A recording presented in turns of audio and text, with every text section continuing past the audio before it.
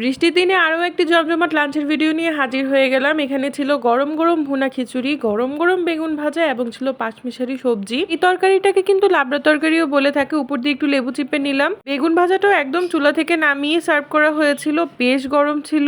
তো একটু বেগুন ভাজা ভেঙে নিয়ে খিচুড়ির সাথে মেখে খেতে কিন্তু জাস্ট অমৃত লাগছিল, কারণ সবকিছুই একদম গরম গরম ছিল। আর খিচুড়িটাও কিন্তু বেশ মাখো মাখো ছিল। পোলাও চাল এবং মুগ ডাল দিয়ে রান্না করা হয়েছিল। এখন একটু তরকারি দিয়ে খেয়ে দেখবো কেমন হয়েছে।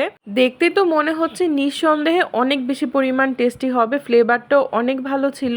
যত ধরনের সবজি আছে সবকিছু দিয়ে এই তরকারিটা রান্না করা হয়, খেতে অপূর্ব টেস্ট হয়। সাথে একটু সালাদও নিয়ে নিলাম, লেবু চিপে খেতে জাস্ট ওয়াও লাগছিল।